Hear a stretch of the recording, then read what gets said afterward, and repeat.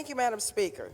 I rise today to demand that the Trump administration stop its assault on immigrant communities and abandon its plan on public charge. Now, let me be clear. No one should be denied a visa due to their possible potential need for public assistance, also known as public charge.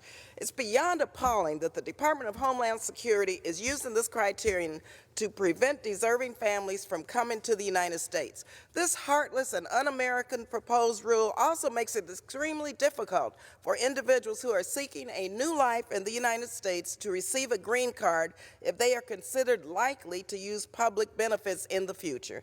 If this rule is implemented, the Trump administration would expand the list of programs to include SNAP, Medicaid, and housing assistance to determine permanent residency.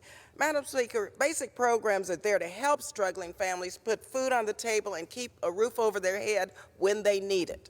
Denying immigrant families green card status with this criteria is just plain wrong. This anti-immigrant rhetoric is not new, Madam Speaker. For over 100 years, the federal government has used the argument of public charge in immigration law for inadmissibility or deportation. Public charge was first created when the 47th Congress passed the Immigration Act of 1882. This restricted certain individuals from migrating to the United States. This legislation specifically targeted unmarried women who were presumed so-called public charge because employers would not employ them, leading the government to take care of them, which is ridiculous. But it wasn't just women that this law targeted, but also immigrants from Asia. As many of us are aware, fear of Chinese laborers was part of the anti-immigrant rhetoric of the time. There was widespread fear of the Chinese influence on the economy and the racist perception that these immigrants would not contribute to American society. This fear was compounded when Chinese immigrants started to bring their families to America and use public infrastructure such as schools and hospitals. Now, one of my constituents, Dr. Elaine Kim, who lives in Berkeley, California, experienced this discrimination firsthand. In her own words, she said, "I'm 76. I'm a child of immigrants who arrived in this country in 1903 and 1926, respectively. My parents were not allowed by law to become naturalized citizens and faced very serious racial discrimination in their lifetimes. But they both worked hard, harder than most native-born Americans all their lives. They contributed importantly to the United States and never ever caused any legal, social, economic problems to anyone in this country."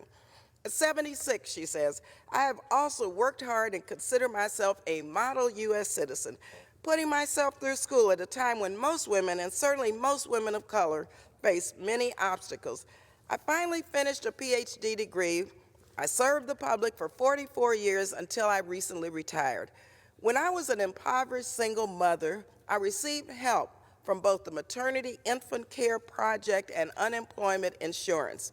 Now, after working hard and raising a family of hardworking, well-educated children, I receive a modest Social Security check each month as well as Medicare, though I have kept myself in good enough health as to not need much from this entitlement program." Now, Dr. Kim and her family came to the United States and contributed greatly to our nation. They used public benefits when hardships occurred, but they paid it back in many ways when they no longer needed the benefits to help their family get by. Now, the Trump administration is trying to create discriminatory policies that would restrict families such as Dr. Kim's from even entering the country. This harmful, xenophobic argument evokes fear and scapegoats immigrant communities. So let's get straight to the facts. This country was built and continues to stand on the strength of immigrants. We know that a little help for our hardworking immigrant families reaps exponential returns to our economy and society. Immigrants contribute in taxes, and they should be able to use social services when they need it, just like every other person in our nation who contributes, who pays taxes. Our immigrant community should not be seen as a drain on America, but an investment in our future. We are one nation.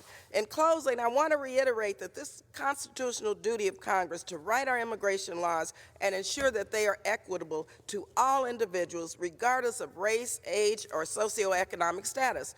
That is why last week, during the Homeland Security Bill appropriations markup, I offered an amendment, along with Congressman Price, Pocan, and Aguilar, that would make it clear that no federal funds can be used to expand public charge. We must defeat this anti-immigrant and un-American public charge rule. I hope that all of my colleagues will stand up and demand that the administration abandon this plan once and for all. Thank you, and I yield the balance of my time.